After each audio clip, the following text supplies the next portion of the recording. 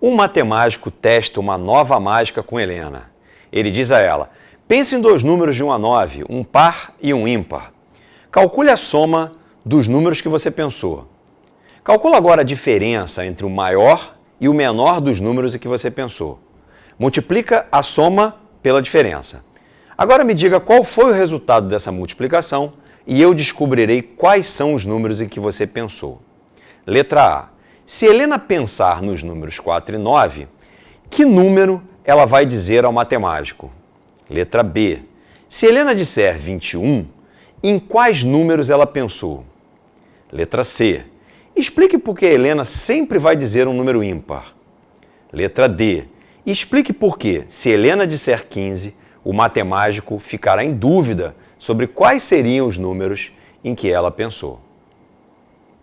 Na letra A, a hipótese é de que a Helena pense nos números 4 e 9. Se ela pensa nesses dois números, a soma desses números vai ser 13 e a diferença vai ser 5. Perceba que o enunciado toma um cuidado na hora que se refere à diferença. Cuidado que você não precisa ter na hora em que você soma. Porque quando você soma dois números, não importa quem vem primeiro. Mas quando você faz a diferença entre dois números, faz diferença quem vem na frente. Porque se eu faço 9 menos 4, a resposta é 5. Mas se eu faço 4 menos 9, a resposta é menos 5. Então você vai observar que o enunciado chama a sua atenção para o fato de que essas diferenças aqui nessa questão são sempre calculadas fazendo o maior menos o menor, para que a resposta aqui seja sempre uma resposta positiva. E aí, a Helena precisa multiplicar esses números e falar um número para o matemático. Então, vou botar aqui como resultado. O resultado, então, é o produto de 13 por 5. O que a Helena dirá para o matemático, se ela pensar nos números 4 e 9, é 65. A letra B faz exatamente o contrário do que foi feito na letra A. Na letra A foram sugeridos os números e a pergunta foi: qual será a resposta da Helena? Na letra B, a gente tem a resposta da Helena e a gente precisa descobrir quais foram os números que ela pensou. É o raciocínio inverso. Tem uma coisa legal aqui para a gente discutir que é o seguinte: o resultado dado pela Helena é obtido fazendo o produto da soma pela diferença. Eu vou representar então os dois números que a Helena pensa como sendo A e B. Dessa forma, a soma desses dois números é representada como A mais B. E a diferença é representada como A menos B. Isso é um caso particular de fatoração que corresponde à diferença de dois quadrados. Então, eu vou usar esse fato para apoiar a solução da letra B. Dado que a resposta de Helena, então, foi 21, eu vou escrever que A ao quadrado menos B ao quadrado tem que ser igual a 21. Isso quer dizer que A ao quadrado menos 21 é igual a B ao quadrado. E agora, olhando para cá, para essa conclusão, eu vou começar a experimentar. Então, pensa só comigo. Esse número não pode ser 1, nem 2, nem 3, nem 4. Por quê? Porque este número que vem aqui na frente, o A ao quadrado, ele precisa ser maior do que o 21.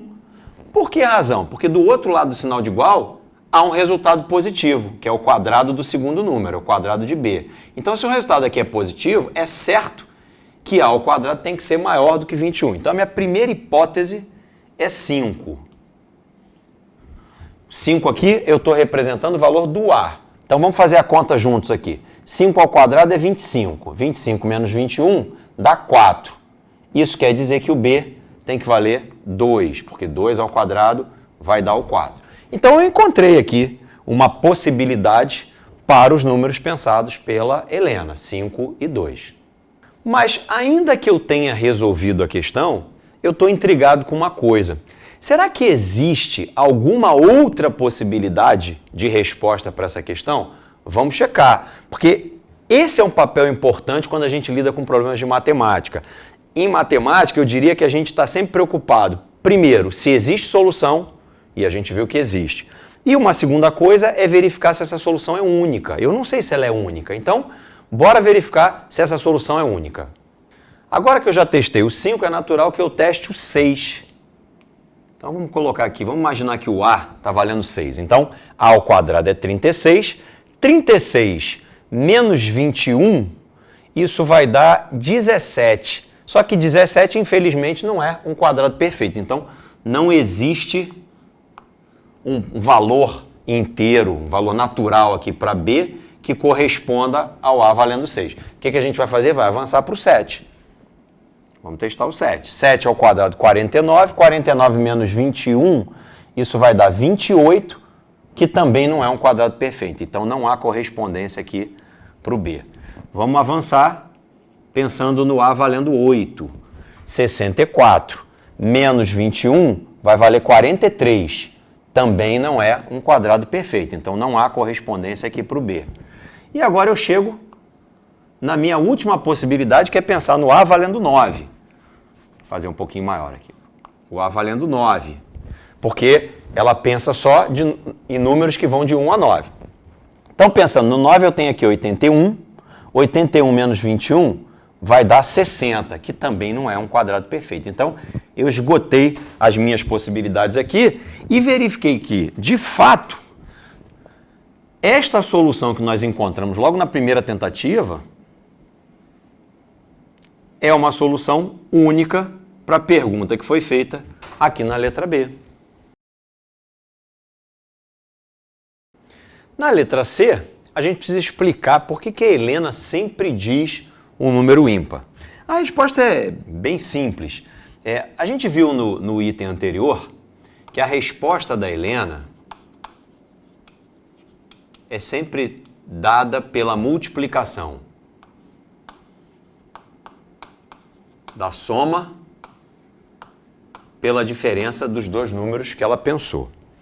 Mas, lá no início do enunciado, a sugestão que o matemático dá é que ela pense num número par e num outro ímpar. Então, alguém aqui é par e alguém é ímpar. Eu não sei quem é o par, quem é o ímpar, se é o A, se é o B. Isso não importa. O que importa é que quando eu somo um número par com um número ímpar, o resultado é sempre ímpar.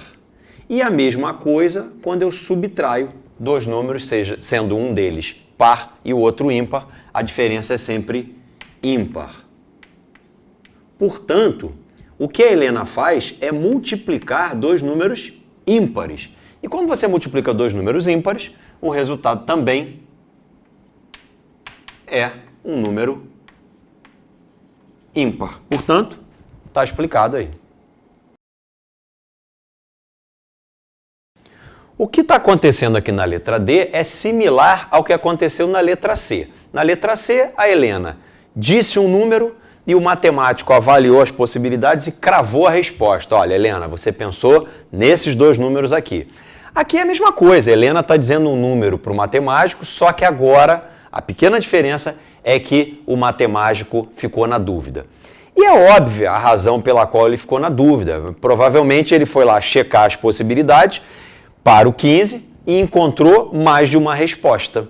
Né? Então, essa é a única razão para o matemático ter ficado na dúvida. O que a gente vai fazer agora? A gente vai mostrar que o 15 está associado a mais de uma resposta e foi por isso que o matemático ficou na dúvida.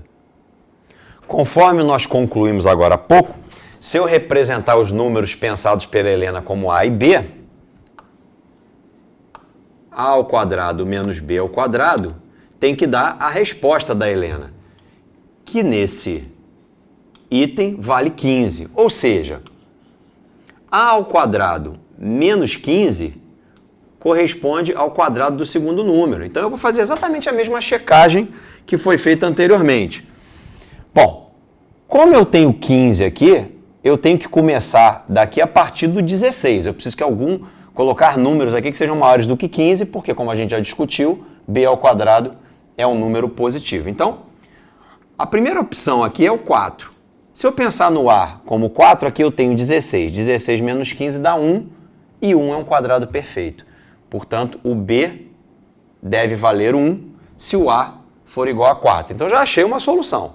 Vamos continuar investigando. Vamos aumentar o A de 4 para 5.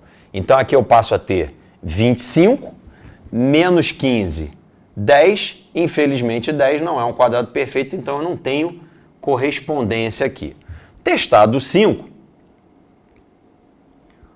vamos avançar para o 6. Então, aqui eu tenho 36, 36 menos 15 dá 21. 21 não é um quadrado perfeito, então eu também não tenho correspondência em B para A igual a 6. Então, eu vou avançar e vou testar A igual a 7. Aí eu fico com 49, 49 menos 15 dá 34. 34 não é quadrado perfeito, então eu também não tenho correspondência em B para A igual a 7. Vamos avançar. A igual a 8. Eu vou ficar com 64. 64 menos 15 dá 49. 49 é um quadrado perfeito. Portanto, o B precisa ser igual a 7. Então, 8 e 7 é mais um par que funciona como resposta para o 15, que foi dito pela Helena. E só para fechar aqui a nossa análise, a gente vai olhar para o 9 aqui. A igual a 9 vai dar 81. 81 menos 15 dá 66. 66 também não tem correspondência porque não é um quadrado perfeito. Então, nós encontramos aqui as duas respostas. Ou seja, Helena pode ter pensado em 4 e 1, e aí ela dirá 15, mas a Helena também pode ter pensado em 8 e 7.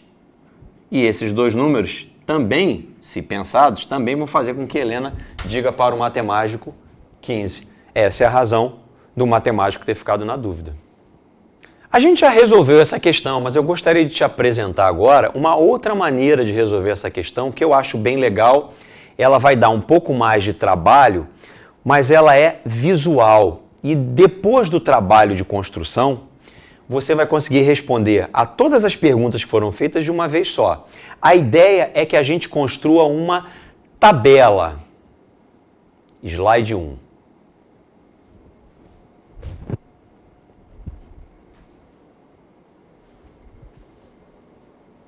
Nessa tabela, a linha superior é formada por 1, 2, 3, 4, 5, 6, 7, 8 e 9, que são as possibilidades de escolha do primeiro número pela Helena, e na coluna a mesma coisa, representando o segundo número.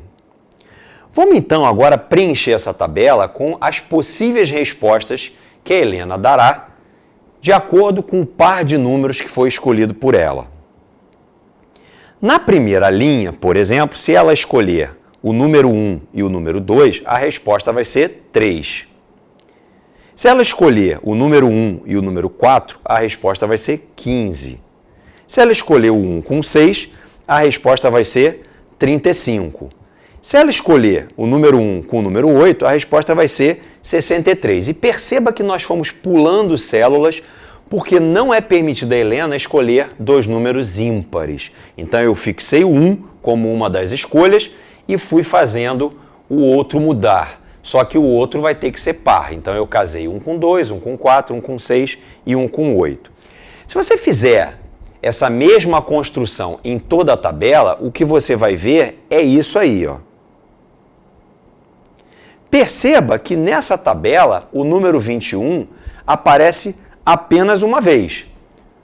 Ah, você está vendo duas, eu sei. Só que em ambas as posições, ele aparece na tabela como resultado do par 5 e 2. E ele só aparece duas vezes porque você faz o cruzamento de 5, coluna 5, com a linha 2, ou a coluna 2 com a linha 5. Mas, de qualquer forma, só há uma resposta, o par 5 e 2. Foi esse par de números que gerou a resposta 21. Olha agora o que acontece com a letra D, quando a gente supõe que Helena respondeu 15. Você percebe que o 15 aparece 4 vezes, na verdade associado a dois pares diferentes? Ou o 15 aparece associado ao par 4 e 1, ou aparece associado ao par 8 e 7. Portanto, essa é uma solução bem interessante, porque ela dá um trabalho inicial, mas depois desse trabalho de construção, você olha para a tabela e responde tudo de uma vez. Ah, esqueci de responder a letra C. Olha para a tabela que você vai ver que todos os números que apareceram aí no meio são sempre números ímpares.